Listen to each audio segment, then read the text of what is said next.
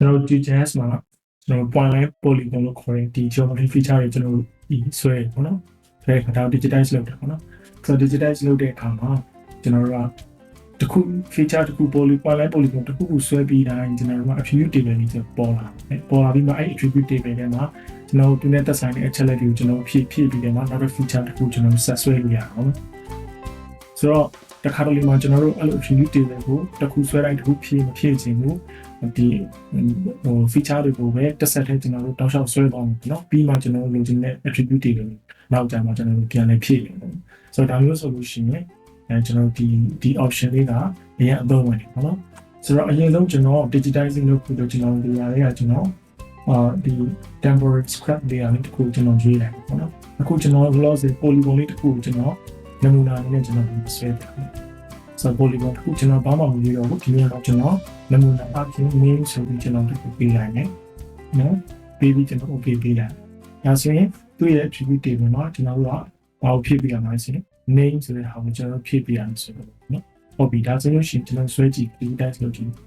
တဲ့အခါဒီပေါ်မှာကျွန်တော်တို့ကpolygon လေးကိုကျွန်တော်ရေးလိုက်ပြီးကျွန်တော်တို့ polygon ဆွဲကြည့် left click နဲ့ဆွဲတော့နိုင်တယ်ဒီ value မျိုးကျွန်တော်ဆွဲကြည့်ပြီးတော့နောက်ဆုံးလေးခုလုံးပြီးသွားပြီဆိုရင်ကျွန်တော် right click ကိုနှိပ်လိုက်လို့ရှိရင်ကျွန်တော်တို့ကဒါဆိုပြီးပါပြီနော်ဆိုတော့ဒီ attribute တွေက name string နဲ့မှာပါနေတယ်တက်ပြီနော်ဒီမှာတမူနာ a လို့ပေးမယ်okay ဒါဆိုရင်တခုပြီးသွားပြီနောက်တစ်ခု string နဲ့ဆက်သွားတာနော်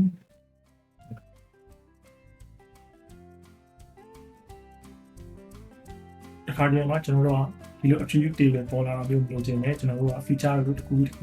ဆက်ပြီးတော့ကျွန်တော်တို့ဆွဲသွားမယ်ဆိုရင်ကျွန်တော်တို့ဒီ menu လေးမှာကျွန်တော်တို့ setting ဆိုတဲ့ option ကိုရှိပါတယ်အဲ့ဒီ option ထဲမှာကျွန်တော်တို့က digitizing ဆိုတဲ့ tab လေးရှိတယ်အဲ့ digitizing tab ထဲမှာဆိုလို့ရှိရင်အပေါ်ဆုံးမှာ feature creation အောင်မှာ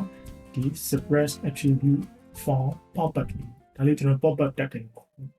ဒီ pop-up တက်တာလို့ကျွန်တော်တို့ခဏတော့ဒီဖြောက်ထားတယ်ပေါ့ဒါလေးကိုအမှန်ချစ်လိုက်မယ်ချစ်ပြီးကျွန်တော်တို့က okay ပေးလိုက်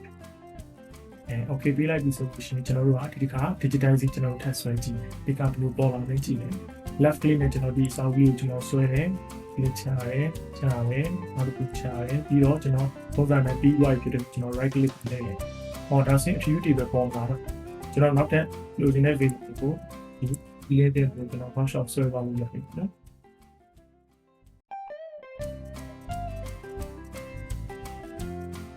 Okay, that the option we got there.